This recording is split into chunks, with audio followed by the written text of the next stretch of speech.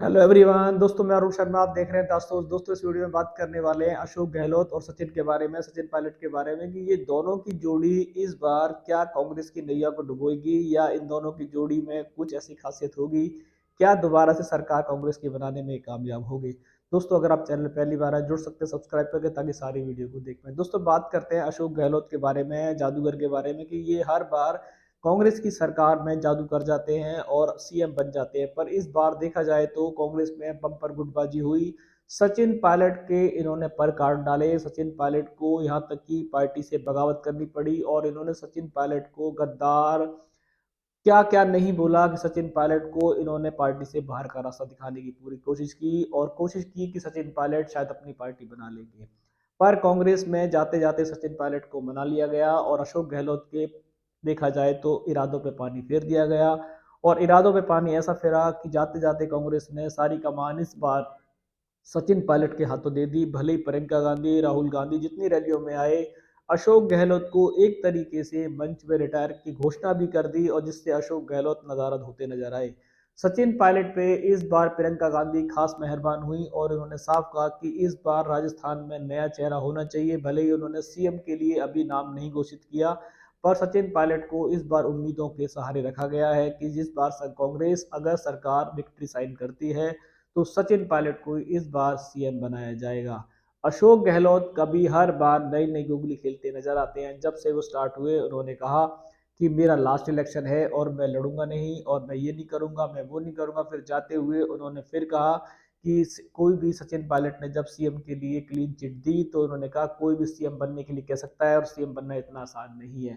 जाते जाते इलेक्शन में भी जब देखा जाए तो अशोक गहलोत के जितने भी खास बंदे थे, सोनिया गांधी से उनको इस बार झाड़ फटकार मिली। अशोक गहलोत को राहुल गांधी ने इस बार पसंद नहीं किया और साफ कहा कि अशोक गहलोत ने भले ही स्कीम चलाई हो पर उनके कुछ काम ऐसे थे, महिला आरक्षण वगैरह को लेके, जहां सरकार उनकी डैमेज कंट्रोल फेल हो गया और किसी भी तरीके से अशोक गहलोत की बार बार किरकिरी हुई।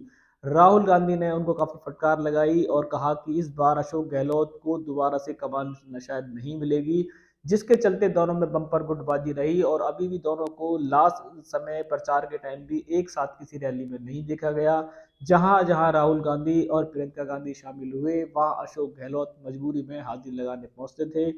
सचिन पायलट के वो आज भी पर उतरने में कामयाब रहते हैं।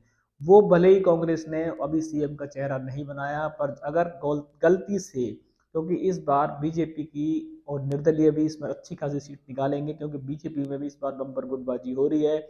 वसुंधरा राजे भी कुछ चीजों के साथ बीजेपी के साथ खुश नजर नहीं आई और इस बार समर्थन की सरकार बीच में पड़ेगी ही। और इस बार अगर कांग्रेस की इस बार जो चुनावी जितने सटीक पोल आए हैं उसमें कांग्रेस काफी पीछे चल रही है।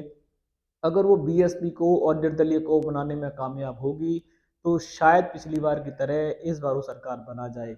पर बीजेपी साफ कह रही है कि वो इस बार बिना किसी समर्थन के अकेले विक्ट्री साइन करेगी और सरकार बनाएगी।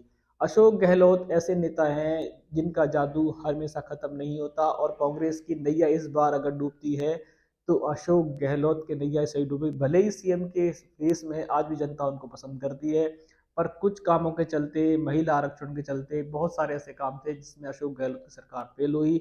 और सचिन पायलट से इस बार जनता की उम्मीदें ज्यादा है कि अगर सचिन पायलट को इस बार कमान टाइम रहते मिल जाती है तो सचिन पायलट शायद कांग्रेस की नैया को पार लगाएंगे। पर अभी आगामी गिनती, इलेक्शन सब कुछ हो चुका है और सचिन पायलट वगैरह सबकी किस्मत बंद हो चुकी है। क्या सचिन पायलट का भाग्य इस बार अगर विक्ट्री साइन करती है तो अशोक गहलोत रोड़ा नहीं बनेंगे, या इस बार कांग्रेस को हराने में और सचिन पायलट को जो कमान मिली है उसमें अशोक गहलोत फिर कोई जादू करते नजर आएंगे। क्योंकि अशोक गहलोत नहीं चाहते किसी भी कंडीशन में राजस्थान की कमान सचिन पायलट को मिले, क्योंकि वो पहले भी उनको गद्दार, भ्रष्ट, करप्ट बहुत सारे आरोप लगा चुके हैं और कभी भी उन दोनों की गुटबाजी समाप्त नहीं हुई। वो सिर्फ इलेक्शन में कुछ टाइम के लिए सरकार को दिखाने के लिए, जनता को दिखाने के लिए एक हुए, पर देखा जाए तो कभी दोनों ने आपसी मन साझा नहीं किया। कांग्रेस की अगर हार होती है तो कांग्रेस की हार में सबसे बड़ी गुटबाजी सचिन पायलट की होगी और अशोक गहलोत की, क्योंकि ये दोनों नेता ऐसे थे अगर ये समय रहते एक हो जाते और कांग्रेस ने इनको समय रहते एक बना लिया होता तो शायद बीजेपी से अच्छी विक्ट्री साइन करते। पर इस बार बीजेपी ने उनकी गुटबाजी का, लाल डायरी का काफ़ी शोषण किया, काफ़ी फायदा उठाया है, जिसको अशोक गहलोत बचाने में कामयाब नहीं रहे और राजेंद्र गुड़ा जैसे नेता उनकी छवि खराब करने में कामयाब रहे। अशोक गहलोत का अब जादू राजस्थान में इस बार चलेगा या नहीं चलेगा, क्योंकि उसमें दोनों में गुटबाजी है और मोदी मैजिक बताते हैं कि इस बार काफी हावी रहेगा। सचिन पायलट पिछली बार कांग्रेस ने कमिटमेंट किया था, उस बार भी वो सीएम नहीं बन पाए। क्या सचिन पायलट दोबारा इस बार फिर सीएम बनने से रुक जाएंगे, क्योंकि इस बार देखा जाए तो बीजेपी काफी अच्छे वोट लेके आ रही है और बम्पर गुटबाजी से कांग्रेस में और बीजेपी में दोनों हुई है, पर बीजेपी में शायद मोदी मैजिक चलने के आसार हैं। और इन दोनों की जुगलबंदी क्या कांग्रेस का बेड़ा पार करेगी, या दोनों की जुगलबंदी नई सरकार को लाएगी, या इन दोनों की जुगलबंदी फिर दोबारा से बीजेपी को राज बदलने में एक बार मौका देगी। दोस्तों फिलहाल राजस्थान के रुझान पे हमने नजर बनाई हुई है।